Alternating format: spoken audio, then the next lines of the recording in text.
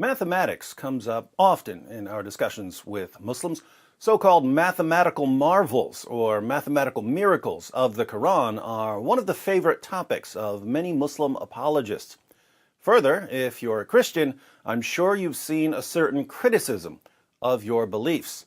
According to Muslims, you believe that 1 plus 1 plus 1 equals 1. This problem, of course, can be solved simply by adding units. One person plus one person plus one person equals three persons, Father, Son, and Holy Spirit. If our Muslim friends are referring to the divine nature that the three persons all share, you're probably familiar with the common response, 1 times 1 times 1 equals 1, or possibly infinity plus infinity plus infinity equals infinity. But that's not really important for this video. In this video, we're going to get a math lesson from the great God Allah. We'll read two verses of the Quran, Surah 4, verses 11 and 12, which are about dividing up an inheritance.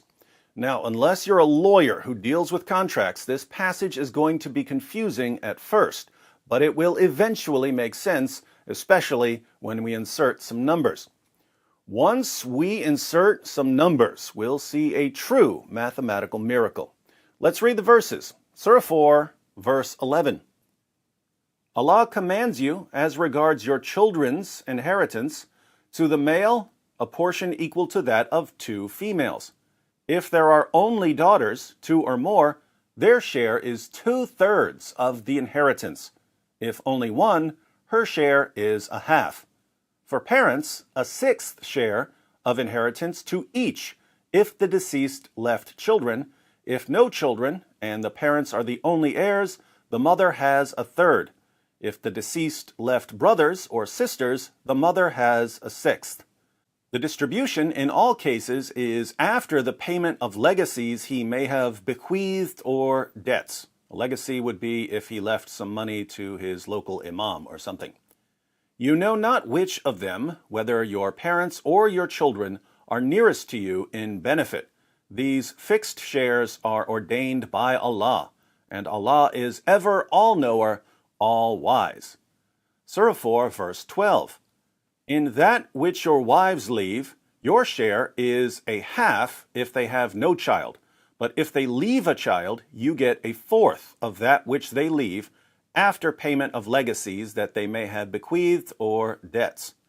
In that which you leave, there, your wife's share, is a 1/4 if you leave no child, but if you leave a child, they get an 1/8 of that which you leave after payment of legacies that you may have bequeathed or debts. If the man or woman whose inheritance is in question has left neither ascendants nor descendants, no parents or children, but has left a brother or a sister, each one of the two gets a 1/6. But if more than 2, they share in a 1/3 after payment of legacies he or she may have bequeathed or debts, so that no loss is caused to anyone. This is a commandment from Allah, and Allah is ever all-knowing, most forbearing. Notice, this is a commandment from Allah. You have to do this if you're a Muslim. All right, seems a little confusing, but we can make sense of this by imagining a specific situation. Let's say a man has 3 daughters, no sons, 1 wife, and 2 parents. He dies and leaves behind $24,000 as an inheritance. To keep things as simple as possible, let's say that he hasn't left anything to any non-family member as a legacy and that he was debt-free when he died. Watch what happens when we divide up the inheritance. How much of the $24,000 will his daughters inherit? Allah, the All-Wise, tells us, if there are only daughters, no sons, 2 or more, their share is 2/3 of the inheritance. So, 2/3 of the $24,000 will be divided among his 3 daughters.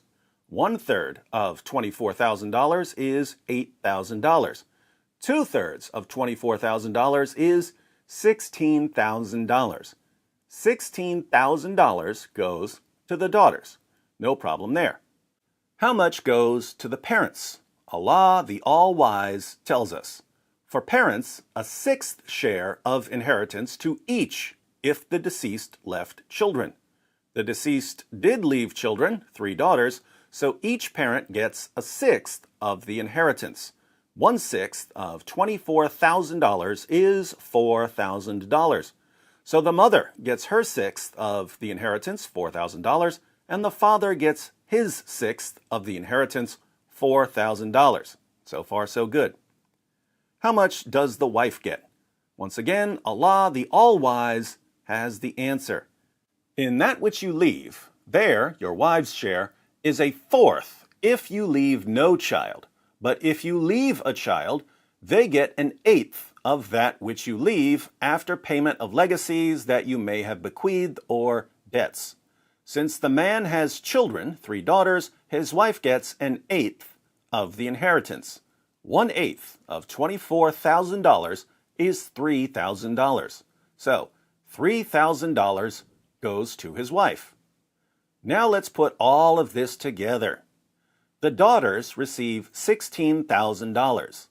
The mother receives $4,000. The father receives $4,000. The wife receives $3,000. $16,000 plus $4,000 plus $4,000 plus $3,000 gives us a total of $27,000. If you recall that the man died leaving an inheritance of $24,000, we can conclude that, according to Allah, 24,000 equals 27,000. Remember, dividing the $24,000 inheritance in this way is a commandment from Allah. As a Muslim, you're commanded to magically transform $24,000 into $27,000. Let me know how that works out for you. So, when you read about Allah bragging that He's the ever all-knower, all-wise, don't forget that He can't do third-grade math. Muslims, when you trust Allah to guide you to paradise, always keep in mind that He couldn't guide you through a third-grade math class.